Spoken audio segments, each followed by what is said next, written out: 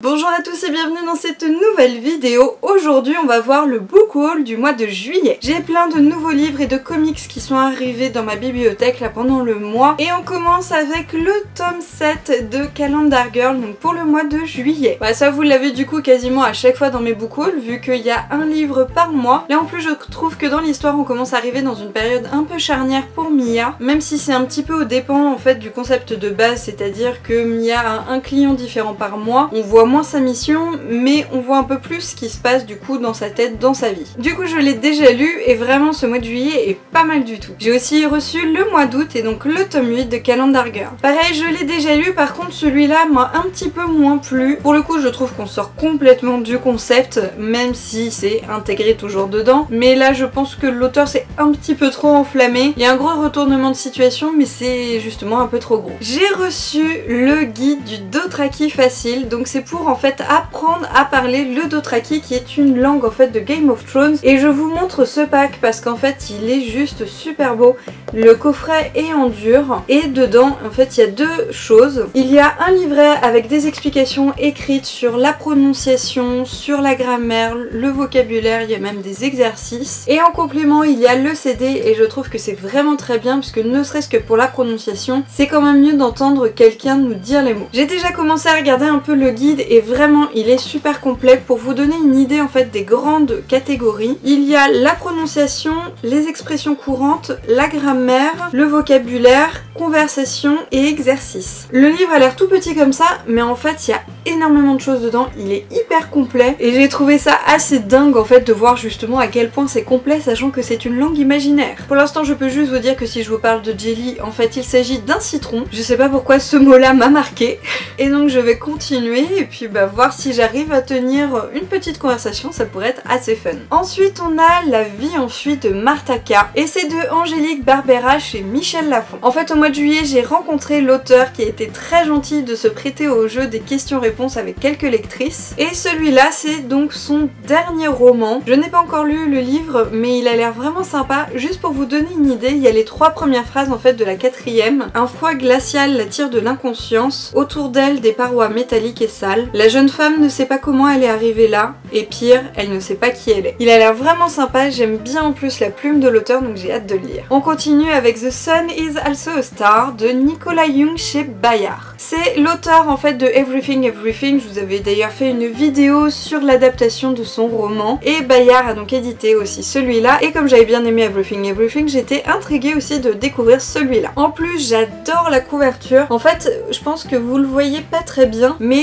là ce sont en fait des effets de fil de couleurs qui créent ce dégradé. C'est pas du tout un dégradé Photoshop, c'est en fait une photo. Plus l'effet de vernis là sur le texte, j'adore la couverture. Ensuite il y a Je te hais passionnément de Sarah Wolf chez PKJ. Alors celui-là en fait quand il est sorti j'avais pas spécialement envie de le lire, j'avais l'impression que c'était encore une énième romance, Je t'aime moi non plus, et du coup vraiment j'avais pas spécialement envie de le lire. Mais en fait en discutant avec l'attachée de presse de chez PKJ, elle m'a expliqué que c'était bourré d'humour, que c'était vraiment super sympa et qu'elle avait adoré. Comme elle est toujours de bons conseils, je me suis dit que j'allais le tenter. J'ai pas encore lu le roman mais du coup j'ai hâte de voir en fait de quoi elle parlait et je me dis qu'en plus ça changera justement des romances, même si j'aime bien ça, le côté un peu je t'aime moi non plus, mais au moins ça fait un peu neuf. Je continue avec l'intégrale Avant toi après toi de Jojo Moyes. Ça c'est un cadeau en fait de ma maman qui avait trouvé l'intégrale et qui a pensé à moi. J'aime beaucoup en plus la couverture, même si j'aime bien ce qu'ils ont fait sur les deux tomes, mais là du coup le côté très épuré, un peu or avec juste des petites fleurs rouges, vraiment j'aime beaucoup la couverture. En plus on m'avait offert Avant toi, c'est ma grumelle qui me l'a offert mais il y a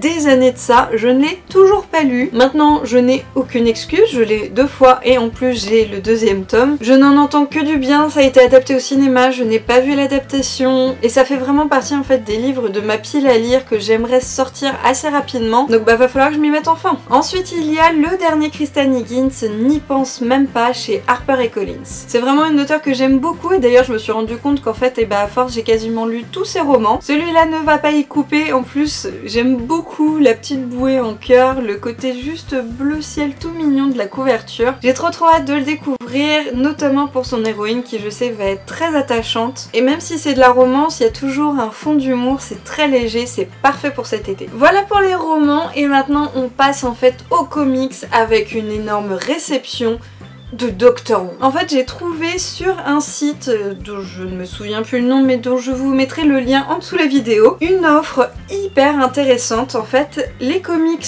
Doctor Who, alors pas les récents, ce sont les anciens qui ont été édités chez French Eyes, et en fait ce qui était vraiment très intéressant c'est qu'ils étaient tous à 2 € au lieu de 14,90. Autant vous dire que j'ai juste pas hésité une seule seconde, je les ai tous direct ajoutés à mon panier et là donc j'en ai reçu 12, ça me fait une magnifique collection. J'ai au passage très envie du coup d'ajouter les comics récents à ma collection. En tout cas là je commence déjà super bien avec ces 12 tomes, ça me fait en plus pas mal de lectures. De ce que j'en ai lu ça complète super bien en fait les aventures en série. Et donc là dans ce que j'ai en fait j'ai un des anciens docteurs et surtout les autres c'est le 10e et le 11e docteur. En plus ce qui est sympa c'est que pour chaque tome il y a un nouveau dessinateur et du coup chaque histoire a un univers un peu différent. On commence avec le Doctor Who classique et il en existe en fait qu'un seul, si je me trompe pas, il a même d'ailleurs été financé en fait par les fans. J'aime beaucoup le style assez réaliste en fait de cette couverture. On a un personnage là-haut qui je suppose est le méchant et que je ne connais pas. Ensuite on a donc un des anciens docteurs, le Tardis. Derrière on a un petit extrait aussi, donc là c'est une scène où le docteur est complètement en difficulté. Et voilà à l'intérieur pour vous donner aussi une idée des planches. Ensuite on a ce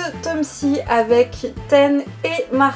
Je vous montre aussi la 4e de couverture et un bout de l'intérieur pour vous montrer les planches. Le tome suivant, il y a juste le 10e docteur dessus, mais à l'arrière ce qui est super sympa c'est que là ils ont fait une représentation avec tous les docteurs, évidemment allant uniquement jusqu'au 10e, et voici un exemple de planche. Le tome suivant c'est le même dessinateur que celui que je viens de vous montrer pour la couverture, de nouveau Ten avec Martha. Ensuite cette 4e de couverture où je trouve vraiment qu'on reconnaît hyper bien David Tennant et les planches à l'intérieur. On est toujours sur Ten avec par contre un nouveau dessinateur pour la couverture. Voilà la 4e et une belle double page à l'intérieur qui me fait penser en fait à une scène de la 4e saison avec Donna, mais de ce que j'en vois a priori je ne vois pas Donna avec le docteur, donc vraiment ça doit être différent, mais on retrouve quand même la proclamation des ombres.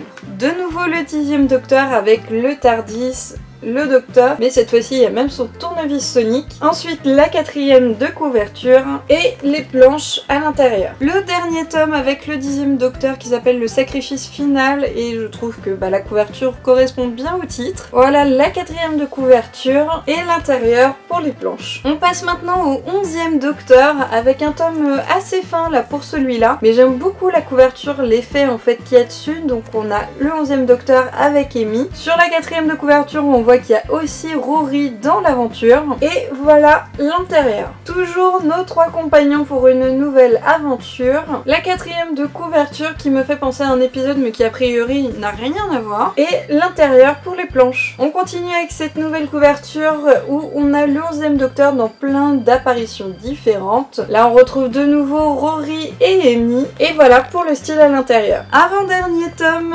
toujours le trio, mais cette fois-ci en plus le docteur là qui ressemble un petit peu entre Indiana Jones et Sherlock. La 4e de couverture et l'intérieur. Dernier comics de toute cette flopée que je viens de vous montrer, on a toujours le trio et j'aime beaucoup le style en fait de celle-là, je trouve que ça représente bien Doctor Who. La 4e de couverture que pareil j'adore puisqu'il y a plein en fait de méchants dedans. Et voilà le style à l'intérieur. Comme vous avez pu le voir, entre la couverture, la 4e et l'intérieur, il y a vraiment des styles complètement différents d'un tome à l'autre. C'est assez dingue d'ailleurs de voir les styles, à quel point ça peut changer d'un livre à l'autre. De ce que j'en avais vu, les comics faisaient en moyenne une centaine de pages. Il y a évidemment certains qui sont plus gros que d'autres. En tout cas, j'ai hâte de lire ces aventures. Là, pour l'instant, je les ai rangées en fait par ordre qu'ils ont été édités. Mais a priori, c'est pas tout à fait l'ordre en fait chronologique au niveau des aventures. J'avais trouvé une chronologie, mais c'était que pour les premiers tomes, pas pour tous. Donc il va falloir que je fasse quelques recherches pour voir ça. Au pire, c'est pas très grave, c'est toujours de nouvelles aventures, ça complète la série et ça c'est toujours bon à prendre. Voilà, c'est terminé pour cet énorme book haul qui pèse mais super lourd. J'ai donc 7 nouveaux romans, un guide pour le Dothraki et 12 comics. Là j'ai battu mon record de nouveautés en un mois, en plus je m'étais dit juillet ça va être un petit mois. Keneni. En tout cas, c'est de belles lectures en perspective, ne serait-ce que les Doctor Who, j'ai trop hâte de les lire. Voilà, pour moi c'est terminé et du coup je vous dis à la prochaine pour une nouvelle vidéo. Salut à tous!